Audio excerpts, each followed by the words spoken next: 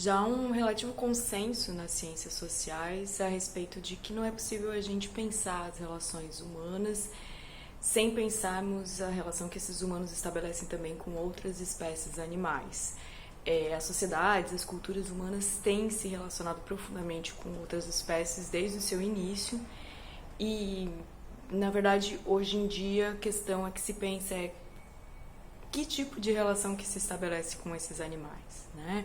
A gente costuma falar que existem funções para cada espécie. A gente não encara todas as espécies da mesma forma. Se pensarmos, por exemplo, uma barata, uma galinha, um filhotinho de urso panda, provavelmente as nossas reações vão ser diferentes para cada um desse tipo de animal, né? Vários autores têm trabalhado essa questão. E eu defendo que o que nós temos nas nossas relações sociais como um todo é um modelo social de afeto. E esse modelo social de afeto tem se estendido também para a nossa relação com os animais de estimação. Isso é, qual animal amar, como amá-lo, tudo isso é uma definição muito mais social do que necessariamente pessoal, né?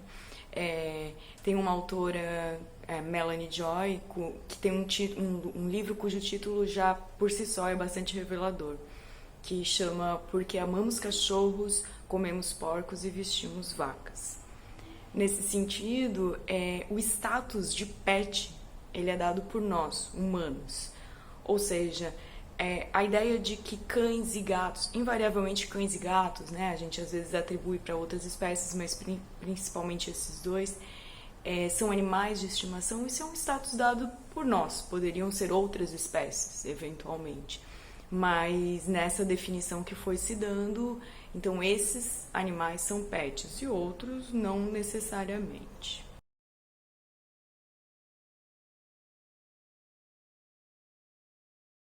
Partindo então da ideia de que há um modelo social de afeto na relação com os pets, o que a gente percebe é que esse modelo varia de tempo e de espaço, né? Isso fica bem perceptível quando, por exemplo, a gente compara a forma como os nossos avós se relacionavam com cães e gatos e como a nossa geração se comporta em relação a eles, né? Os animais vieram para dentro da nossa casa, eles vieram para cima da nossa cama, eles dormem com a gente, recebem beijos, abraços e muitas vezes eles são considerados efetivamente filhos, efetivamente parte da família. Na minha tese eu pesquisei os cuidados humanos nos processos de adoecimento, envelhecimento e morte dos animais de estimação. Todos esses cuidados demonstraram as transformações ocorridas nas sociedades, naquilo que o Kate Thomas, o historiador Kate Thomas, mostrou que acontece principalmente a partir da modernidade, no processo de urbanização, com as novas configurações de família e de habitação. Essas transformações, elas não estão visíveis somente no cuidado de saúde e doença. Elas estão também, por exemplo, no cuidado que a gente tem com a alimentação desses animais, que antes comiam simplesmente o resto, né, aquilo que sobrava da alimentação humana, e hoje, muitas vezes, eles recebem alimentos cujo preço é maior do que o preço por quilo de alimentos humanos, né? Essa transformação também está, por exemplo, na destinação do tempo livre desses animais, né? Então, toda a indústria de entretenimento, pet, a questão dos jogos, dos serviços como o daycare, a creche, o hotelzinho, o dog walker, os brinquedos e os acessórios que auxiliam esses cuidadores a preencher o tempo livre desses animais de estimação.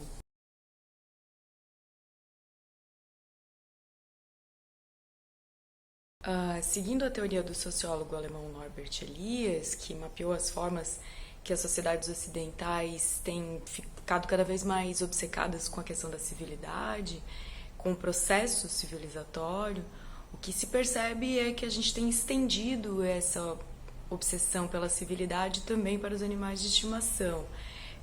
A gente quer que eles sejam cada vez mais limpos, educados, civilizados mesmo, né? E que convivam e que interajam adequadamente com os outros animais e com os outros humanos. Para isso também a gente tem uma linha cada vez maiores de produtos, de limpeza, de higiene, de asepsia, né?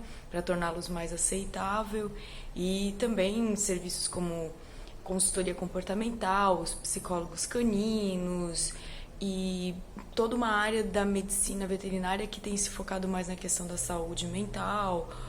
A gente percebe que há animais que estão sendo medicados com antidepressivos, ansiolíticos.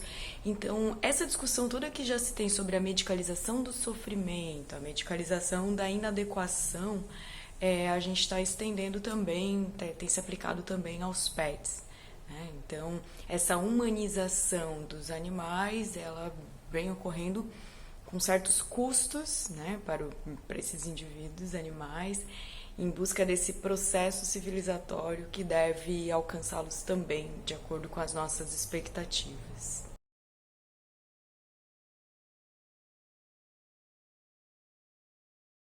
A questão de dar civilidade aos animais de estimação, obviamente, passa pelo consumo. Consumo de bens e serviços auxiliam humanos na função de humanizar os pets. Mas o consumo ele não serve apenas para isso, né? Então, se a gente parte do conceito de distinção, que é cunhado pelo sociólogo francês Pierre Bourdieu, a gente tem que o consumo ele serve como um elemento de distinção entre as classes, né? O Bourdieu estava se referindo ao consumo de arte, ao consumo dos esportes, da moda, enfim. Mas a gente pode estender isso para a relação com os pets e perceber que existem elementos que relacionam consumo e distinção também naquilo que a gente utiliza com os animais, né? O ponto principal para a gente identificar isso é a questão da raça em si, né? O animal com pedigree, o animal de raça versus o vira-lata tem uma conotação muito forte. Ainda que hoje em dia a gente já tenha um outro discurso que enfatize muito mais a importância da adoção responsável, né? O não compre, adote, enfim, existem uma série de campanhas politicamente corretas que fazem as pessoas terem uma sensibilidade maior em relação aos animais que não sejam necessariamente de raça, mas a questão do pedigree ainda é forte em vários círculos sociais como um elemento de distinção, né? Mas para além da questão da raça, a gente percebe que há outros elementos que permitem essa distinção. Por exemplo, a ração, a alimentação do animal, né? Então, qual é a ração que o animal come, isso conta muito. Outros serviços que hoje em dia a gente já poderia dizer que, inclusive, tudo que existe para seres humanos existe também para animais de estimação, né? Então, o consumo de certos produtos e serviços que não são necessariamente para o bem-estar do animal em si, mas muito mais para demonstrar um elemento de distinção. Cerveja, panetone, sorvete, coxinha, tatuagem, joias, festas de aniversário, bolos de aniversário, uma série de cerimônias, né? O próprio velório, a cremação, são todos elementos que, querendo ou não, entram no conceito de distinção.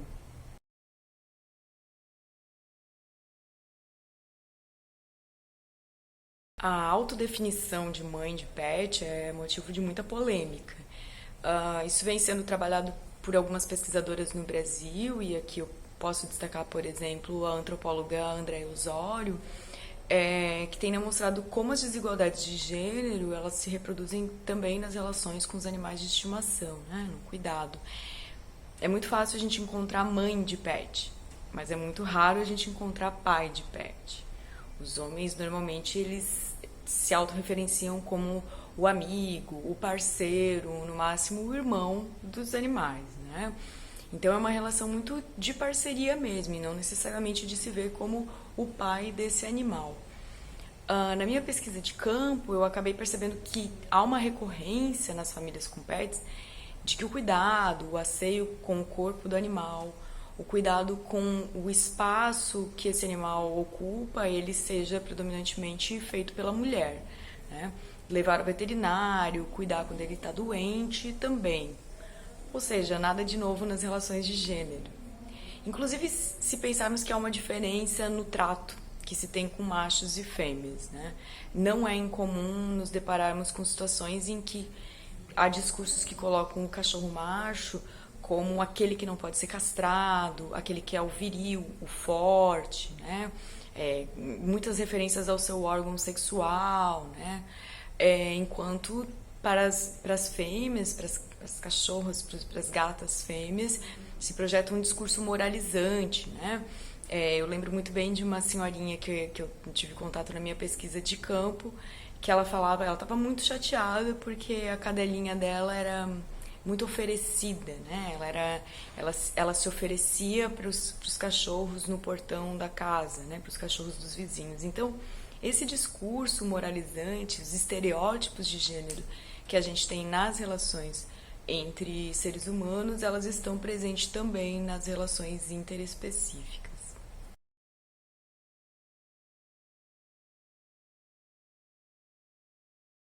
Como os animais de estimação têm ocupado um espaço, uma importância cada vez maior na grande maioria das famílias, uma das consequências bastante óbvias é que esse tema passe a ocupar também as pautas políticas da nossa sociedade, né? Eu costumo dizer que tirar foto com cachorro virou um equivalente do que seria alguns anos atrás o tirar foto com as criancinhas no colo, né? Então, existe um apelo político muito forte para a figura política que se relacione com as pautas dos direitos animais, né?